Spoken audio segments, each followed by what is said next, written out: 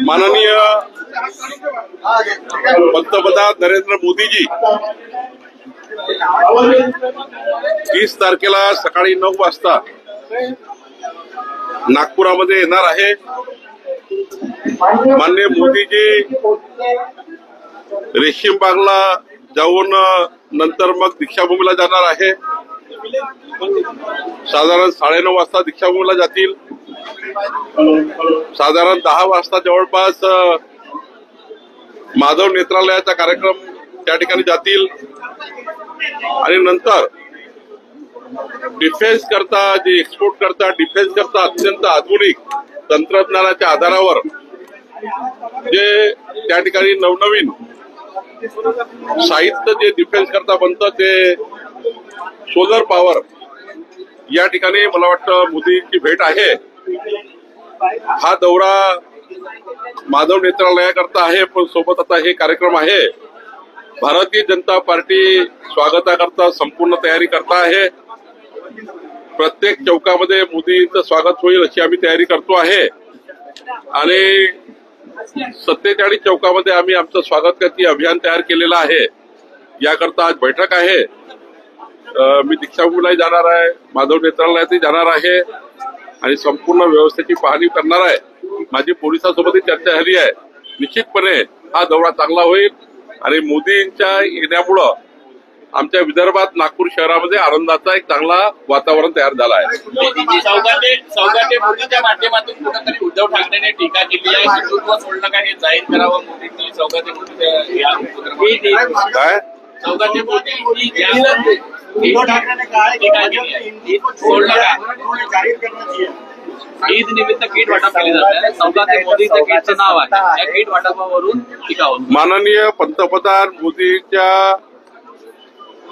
मोदीजींनी रमजान ईदच्या शुभेच्छा सर्व देशभक्तांना दिल्या आहेत, पण देताना भारतीय जनता पार्टी महाराष्ट्र आणि केंद्राच्या भाजपाच्या मायनॉरिटी युनिटनी एक कार्यक्रम मुस्लिम बांधवाच्या रमजान ईदच्या माध्यमातून तयार केलेला आहे आणि हा भारतीय जनता पार्टीचा कार्यक्रम आहे।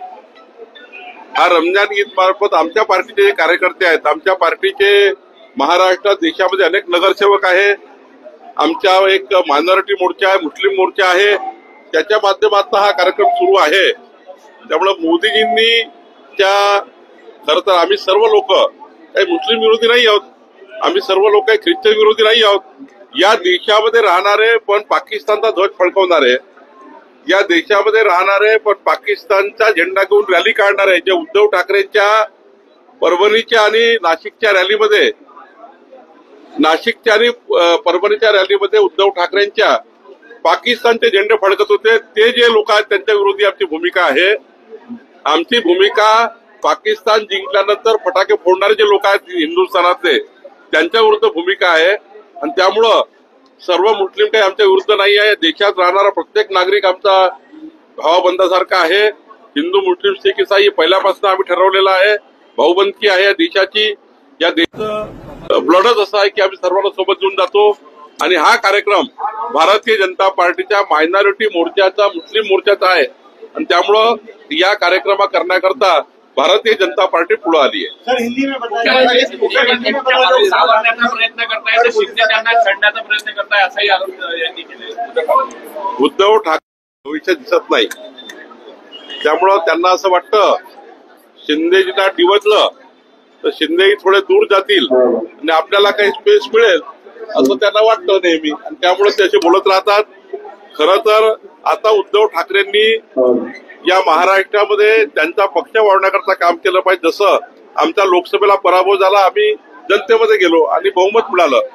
उद्धव ठाकरेंनी आता या 14ला काय झालं, 19ला काय झालं, मोदीजी काय करतायत, आम्ही काय करतोय, यापेक्षा त्यांनी त्यांच्या पार्टी वाढवण्याकरता काम केलं पाहिजे। त्यांचा पक्ष रोज तुटतो आहे, कोकणातनं माणसं जातात आहे, उद्धवजीला सोडून काल नाशिकमधनं गेले, मुंबईतनं गेले, नागपुरातनं गेले।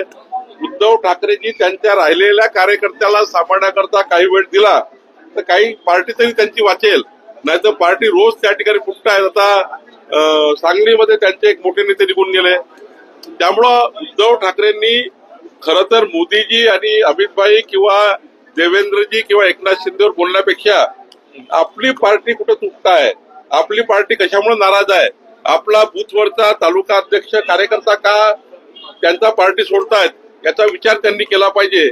याकडे जास्त लक्ष उद्धव ठाकरे